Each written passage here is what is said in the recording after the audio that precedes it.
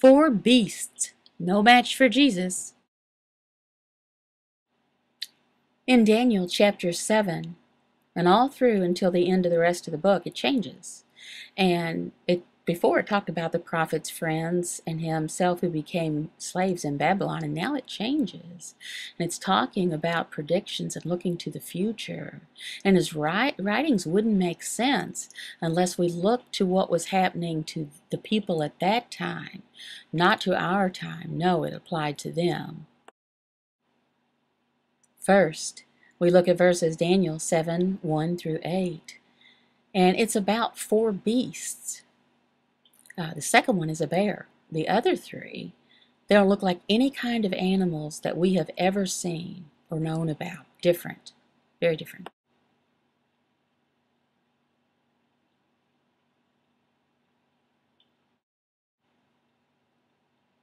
We have a feeling that these four beasts, that they are evil from reading this, and they're going to cause pain on God's people. People are supposed to have dominion over animals, all animals. The fourth beast, it was more evil than the other three. It was much worse. It was proud. And it also had a horn, and this horn spoke great things. And behold, in this horn were eyes like the eyes of a man, and a mouth speaking great things. I looked then because of the sound of the great words that the horn was speaking. And as I looked, the beast was killed, and its body destroyed and given over to be burned with fire.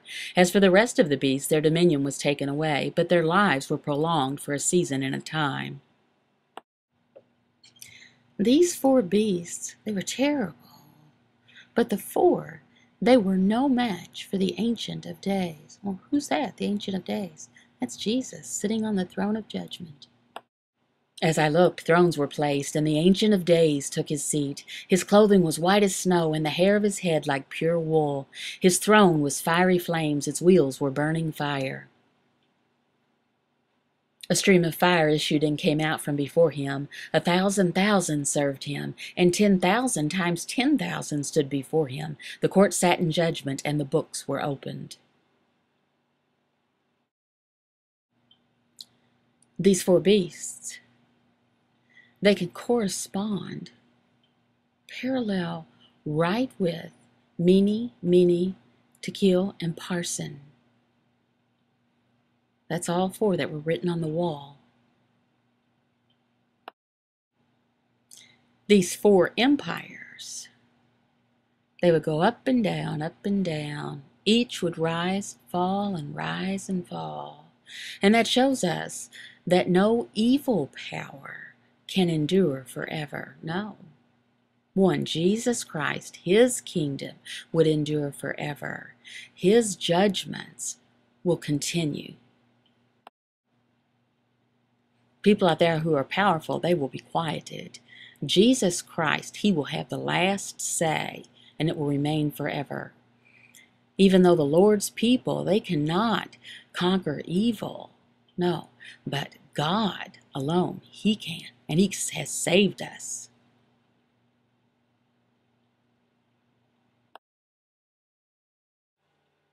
Now let's apply this to our Christian life.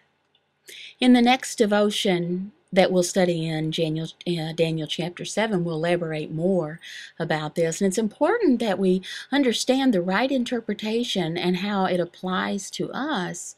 And we need to know what the verses mean, what the author is talking about, who he's talking to. He was talking to the people of long ago, according to their culture, not to our time, no, and not to our culture. And we need to understand that interpreting these verses from his perspective.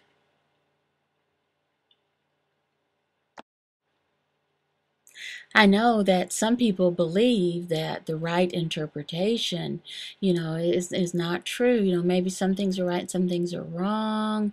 For example, the 70 weeks that's talked about. Some people say it's in the future and it's not happened, but some people say it's already been fulfilled. And some people believe that it was fulfilled, the 70 weeks, during Jesus' time at his birth. It's been fulfilled. It's important that we listen to other people and respect them, to listen to them, not argue about this. That's not necessary. We all need to focus on Jesus now and worship Him. We need to love Him and obey Him, not argue about things. That doesn't change His plans or His timing anyway. Amen? Coram Deo.